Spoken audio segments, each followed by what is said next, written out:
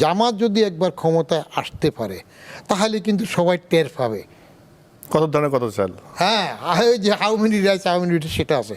জামাতের একটা গুণ আছে, এটার জন্য জামাতের কিছু দোকানদার আমার বলে যে আপনি জানান আপনারা আমরা ভোট দেব।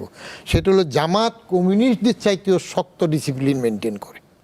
আর জামাতের যখন মন্ত্রী দুইজন ছিল, আমি তখন ক্যাবিনেটের জয়েন্ট সেক্রেটারি, নিজে আমি মুজাহিদ এরা ছিল না মন্ত্রী, তাদের একটা সুবিধা ছিল, তারা যেটা করতো সেটা হইলো বাইরে মিটিং টিটিংয়ে গেলে তারা তাদের লোকজন দিয়ে সরকারি পয়সায় মিটিং করতো না, এটা তারা কিন্তু প্রতিষ্ঠিত হইত, নিজের ফান্ড থেকে করতো।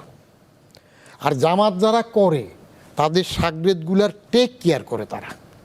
জেলে যদি জামাতের কেউ যায়, আমার এক আত্মীয় দূরের, ও জেলে পড়ে গেছিল এই একবার দেশে আসার পর, কোথায় গণ্ডগোলের সময় জেলে যাওয়ার পরে তার মারে জিজ্ঞেস করলাম চলো কেমনে, কর্মক্ষম ছেলেটাই তো জেলে। বলে যে কাকা ভালো আছি, আগের থেকে ভালো আছি, ছেলে আরও জেলে থাকুক। আমি কেমনে কয় পার্টির থেকে ছেলে জেলে আছে দেখে আমাদের বাজার সদাই থেকে শুরু করে সব কিছু তো পার্টি দিতেছে।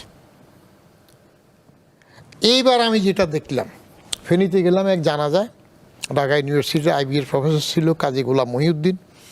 তো আমেরিকার থেকে উনি ডিজায়ার করছে যেন নিজের বাড়িতে কবর দেয়। তো জানাজার জন্য গিয়ে দেখলাম যে জানাজা পড়াচ্ছে কে, ও তাজ্জব হয়ে গেলাম, ওই জামাতের নেতা ওখানে জানাজা পড়াচ্ছে। সোশ্যাল মিক্সিং এবং সেখানে কিভাবে ক্যাপচার করলো, জানাজা পড়াচ্ছে। আমার বাড়ির পাশে এবার দেখলাম গত শুক্রবারে আমাদের এলাকার সেখানকার যে ভোটে দাঁড়াচ্ছে, সে মাইকিং করে তার লোকজন দিল যে ফ্রি মেডিকেল ক্যাম্প 4 ঘন্টার জন্য, এবং প্যান্ডেল করে দিচ্ছে। তো জামাদের এই সূক্ষ্ম টেকনিকগুলো দিয়ে ঢুকতে চাচ্ছে।